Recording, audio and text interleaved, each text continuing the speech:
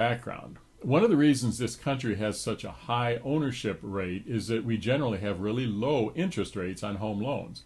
A big reason for that is the standardization of loans by some giant pseudo-government entities, primarily FannieMae and FreddieMac.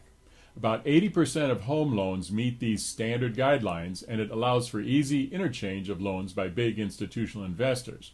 Loans that conform to these standards are referred to as conforming loans. Again, this is about 80% of home loans. As you probably know, not everyone gets the same interest rate when they purchase a home. That is because of the loan level pricing adjustments. These adjustments compensate for variations in each loan, like the size of the loan, the type of home the loan is used for, the credit score of the borrowers, the occupancy of the home, and even the physical location of the home. This standardization is normally great. However, when this group changes its standards every few years, it impacts a lot of home buyers. The loan level pricing adjustment changes for 2023 are quite significant.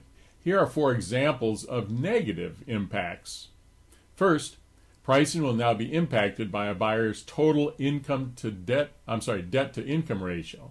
If a buyer's monthly debt payment is above 40% of their income, they will face a pricing hit. There's a lot of concern that this will lead to additional difficulties in getting loans through underwriting because it is a whole new measurement. Second, for the last 30 years or so, if a buyer's credit score was above 740, they basically had access to the best pricing. The vast majority of the buyers in our office have had scores above 740. Now a buyer needs to have a 780 or above to get the best pricing level.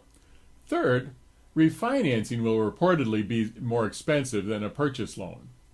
Fourth, there are now situations where it makes sense for a 20% down buyer to actually just use 19% down and pay private mortgage insurance because of the interaction between down payment adjustments and private mortgage insurance.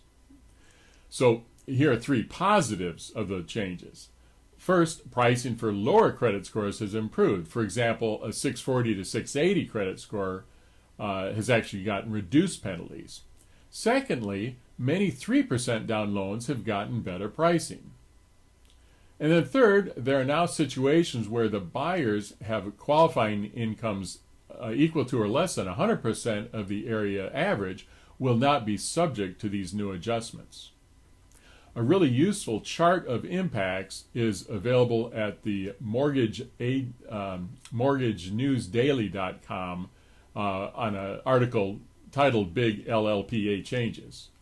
Or if you really want to get into the nitty-gritty, there is an article on Fannie Mae's website about all the details. On a related note, one type of loan that isn't a conforming loan is an FHA loan.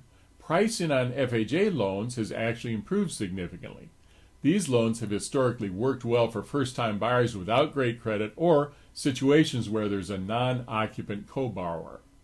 The bottom line here is that mortgage approval criteria have changed. If you have a pre-approval from the first quarter or before, you need to go back to them and get an update. Thanks for stopping by.